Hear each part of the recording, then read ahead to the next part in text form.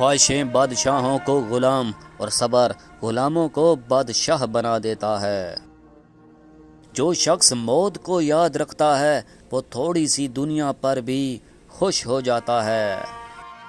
سب سے بڑا عیب یہ ہے کہ تم کسی پر وہ عیب لگاؤ جو تم میں موجود ہے۔ انسان کی اچھی نیت پر وہ انعام ملتا ہے جو اچھے اعمال پر بھی نہیں ملتا، کیونکہ نیت میں دکھاوا نہیں ہوتا۔ پریشانی حالات سے نہیں، خیالات سے پیدا ہوتی ہے۔ زیادہ سوچنا انسان کو ختم کر دیتا ہے، بس دعا کرو اور رب پر چھوڑ دو۔ صدقہ دے کر رزق کو آسمان سے اتار لو۔ مومنوں کے گمانوں سے بچ کر رہو، کیونکہ اللہ تعالیٰ نے حق کو ان کی زبانوں پر ٹھہرا دیا ہے۔ توکل تو یہ ہے کہ آدمی اپنی قوت اور طاقت سے ہٹ کر تقدیر الہی پر راضی رہے۔ عاقل اپنے کام پر اور جاہل اپنی امیدوں پر بھروسہ کرتا ہے۔ عاقل کمال چاہتا ہے اور جاہل مال چاہتا ہے۔ جب تم کسی شخص کو اس کی دولت کی وجہ سے عزت دینے لگو تو سمجھ لینا تم نے اپنا ایمان کھو دیا ہے۔ گھر میں غصہ کرنا گویا گھر کو ویران کرنے جیسا ہے۔ اگر بندہ اپنی مدت حیات اور اپنے انجام کو دیکھ لیتا تو امید اور اس کے فریب کا دشمن ہو جاتا۔ بے وقت سو جانا کتنا برا ہے جو دن کے ارادوں کو توڑ دیتا ہے۔ تمہیں اتنی سی عقل کافی ہے جو تمہیں ہدایت کی راہوں سے گمراہی کی راہوں کو الگ کر کے دکھا دے۔ فرمایا کہ نیکی کرنے والا کی ہوئی نیکی سے بہتر ہے اور بدی کرنے والا کی ہوئی بدی سے بدتر ہے۔ مومن کا سرور اپنے رب کی اطاعت اور اس کا حزن گناہ کرنے پر ہوتا ہے۔ علم کے ذریعے عمل کرنے والا صاف راستے پر چلنے والے کی طرح ہوتا ہے۔ انسان کے لیے کتنا بہتر ہے کہ وہ ایسی چیز کی تمنا ہی نہ کرے جو اس کے لیے مناسب نہ ہو۔ جو شخص خود کو بدنامی کی جگہ لے جائے تو پھر جو بھی اس سے بد ظن ہو اسے برا نہ کہے۔ جو چیزیں مرنے کے بعد تمہارا ساتھ نہ دیں ان کے ساتھ اپنے آپ کو سرگرداں بہت بڑی کمزوری اور باعث توہین ہے۔ زیادہ کھانے سے پرہیز کرو کہ یہ دل کی کساوت، نماز میں سستی اور بدن کی تباہی کا سبب بنتا ہے۔ موج کرنے والے ذہین ترقی میں پیچھے رہ جاتے ہیں اور محنت اور کوشش کرنے والے آگے بڑھ جاتے ہیں۔ جو با مقصد چیزوں کو دور پھینک دیتا ہے اسے بے مقصد چیزوں کی طرف لوٹا دیا جاتا ہے۔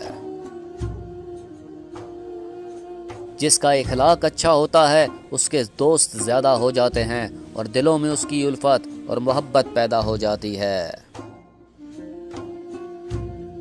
صبر کرنا کیونکہ صبر کا پھل میٹھا اور فرحت بخش ہوتا ہے۔ جب بھی کچھ پوچھو علم میں اضافے کے لیے پوچھو، الجھانے یا پریشان کرنے کے لیے سوال مت کرو۔ جو علم تمہاری اصلاح نہ کر سکے وہ گمراہی ہے۔ شہوت نفس کا غالب ہو جانا بہت بڑی ہلاکت ہے اور اس کو دبا لینا بہت اچھی سلطنت ہے۔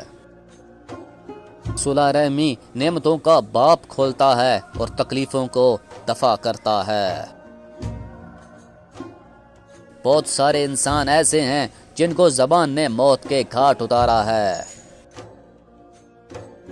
جو اپنی عادتوں کی پیروی کرتا ہے وہ بلند مقامات کو حاصل نہیں کر سکتا۔ دنیا کے حالات اتفاق کے تابع ہوتے ہیں اور آخرت کے حالات استحقاق کے تابع ہوتے ہیں۔ بے مقصد اور بیہودہ کاموں کو ترک کر دینے میں دلوں کو سکون حاصل ہوتا ہے۔ خبردار ظالم کے پاس بھی نہ بھٹکنا، کیونکہ ظالم کو جنت کی خوشبو بھی نصیب نہ ہوگی۔ دنیاوی زندگی ایک سامان ہی تو ہے اور دنیاوی سامان دیر میں حاصل ہوتا ہے، کم کام آتا ہے اور جلدی ختم ہو جاتا ہے۔ جو شخص کسی چغل خور کی باتوں پر توجہ دیتا ہے وہ اپنے دوستوں کو کھو دیتا ہے۔ جو خوشحالی اور فاقہ مستی میں اعتدال سے کام لیتا ہے وہ اپنے آپ کو حوادث زمانہ کے لیے تیار رکھے۔ جان لو کہ زبان کاٹنے والا کتا ہے، اور اگر اس کو کھلا چھوڑ دو گے تو یہ کاٹ کھائے گا۔ بہت سی نظریں اتنی مضر ہیں کہ ان کی نسبت آنکھوں سے اندھا ہو جانا بہتر ہے۔ موت کا مقررہ وقت حفاظت کے لحاظ سے خود ہی کافی ہوتا ہے۔ جو دنیا کی طلب میں ضرورت سے زیادہ سرگرمی دکھاتا ہے وہ فقیر ہو کر مرتا ہے۔